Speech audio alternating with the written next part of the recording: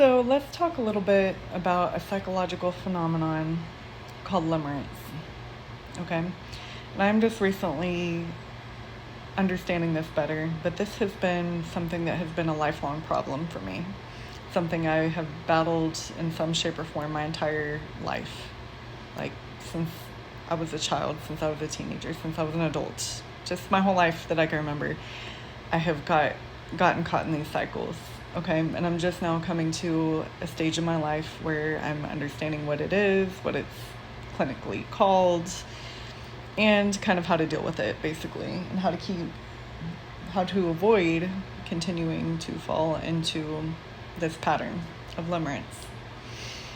So they're not really sure exactly how it starts. They do think it involves PTSD, some kind of trauma to precursor it, childhood extreme neglect or loneliness, or just, in my case, it would probably come from being socially kind of cut off from the world in the way that I was educated. And this is not me bashing my parents. I'm not saying that. I was just very isolated from the world as a child. We were homeschooled and we were just really isolated from our peers.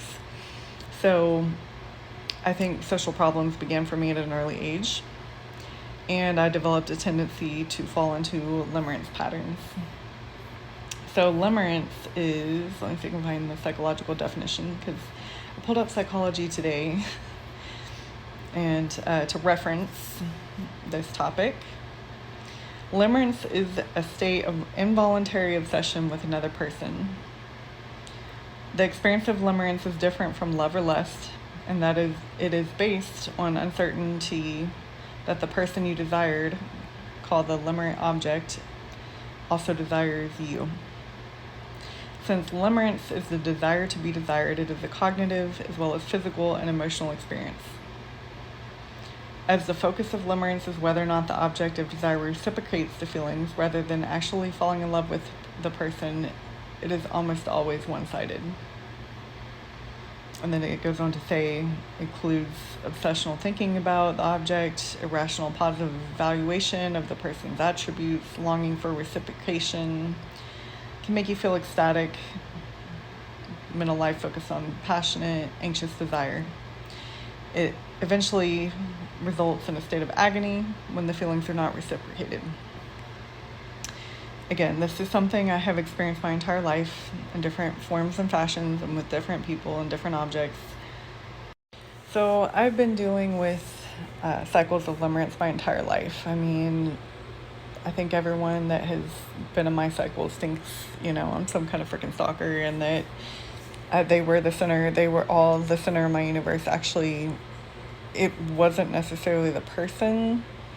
And it does feel, and especially in the moment, that it is the person, that is going to, it's the fantasy, right? It's not the person, it's the fantasy, that the person is going to make your life complete, or if that you can make them view you a certain way, that you will be able to view yourself in that way, right?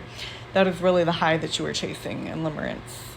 And I've been doing it my whole life, involuntarily. It's not that I want to be obsessive, it's not that I want to lack healthy relationships and love and, put in the work for those kind of actual relationships, but I have always been a pattern of following into limerence. And the way it's usually ended for me, there's different ways it can end: consummation, starvation, or transference. And I have experienced all of those as a way for it to end, like consummation. The object of your desire also desires you. You end up together, and then for the fantasy to be broken and realize it's not even what you wanted. Starvation, I've dealt with that. The limerent individual never finds reciprocating. They never reciprocate. The object of our desire never reciprocates. Once that hope is fully gone, the feeling does dissipate, and it may cause us tremendous sadness, but it is also a relief to our system, our traumatized system, that is just, holding on to that. And transference. Where is transference? The other version of that is transference. Okay, sorry, I'm reading through this article here, and transference is when you find a new object. Basically, circling back to that, you find a new object of limerence to replace them with.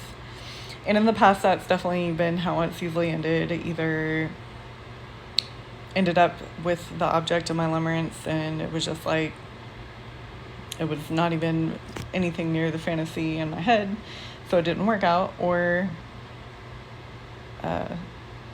what's the other one? Transference. I found a new object to obsess over, new person to obsess over, to replace them with, and all those feelings of limerence went into that new person. Or this is the newer concept. The newest response is the starvation, okay, to where it's never reciprocated. There's been a few that have been like that, and I think this last one was definitely a starvation scenario where they were never going to even entertain, trying to make it work with me, which made, once the hope, whatever hope was in my head go away, then the feeling started to go away too. The feeling does dissipate.